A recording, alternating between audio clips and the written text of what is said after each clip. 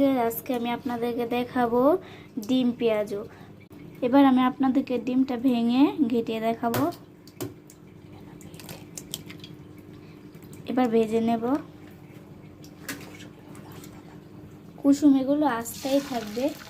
উপর থেকে একটু লবণ ছিটিয়ে নেব, আপনারা চাইলে গোলমরিচ ছিটিয়ে নিতে পারেন। কুসুমটা এরকমই থাকবে, আস্ত থাকবে।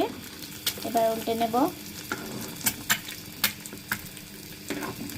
এইভাবে খেতে আমার অনেক বেশি ভালো লাগে। মাকে আজকে বলেছিলাম এইভাবে রান্না করতে, তাই মা আমার জন্য এভাবে রান্না করছে। এবার আরেকটা ভেজে নেব। আগেরটার মতো এটাও ডিম সহকারে দেব, কুসুম সহকারে। একটু লবণ ছিটিয়ে নেব। এবার উল্টে নেব।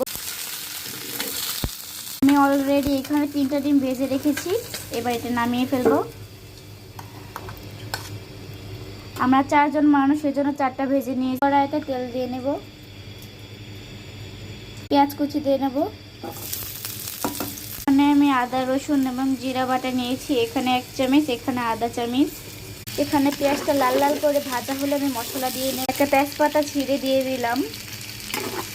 দেখুন আমার পেঁয়াজগুলো বাদামি কালার এসেছে। এবার এক এক করে মশলা দিয়ে নেব।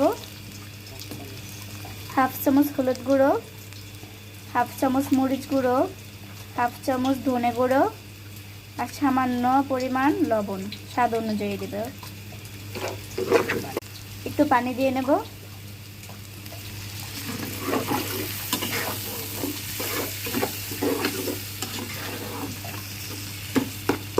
এবার একটু আদা রসুন জিরে বাটা দিয়ে নেব।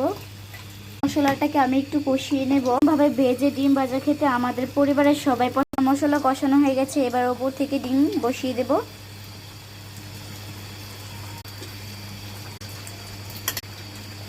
বসিয়ে দিলাম। খানিকক্ষণ বসিয়ে এখন কত সুন্দর একটা কালার এসেছে। একদিন ধরে মাকে বলছি এরকম ভাবে ডিম পেঁয়াজু করতে। আজকে মাকে বলে দিলাম, মা আমাকে এরকম ভাবে পেঁয়াজু করে দাও। আমার কথা শুনে মা সঙ্গে সঙ্গেই ডিম ভাজা বসে আমার হয়ে গেল। এবার ওপর থেকে 3-4টা কাঁচামরিচ ছিটিয়ে দিলেই হয়ে যাবে। এরকম শুকনো খেতে আমার ভালো লাগে, ভিতর দিয়ে অনেক রসালো লাগে। আপনাদের কার কার খেতে ভালো লাগে অবশ্যই আপনারা বলে যাবেন কমেন্টে।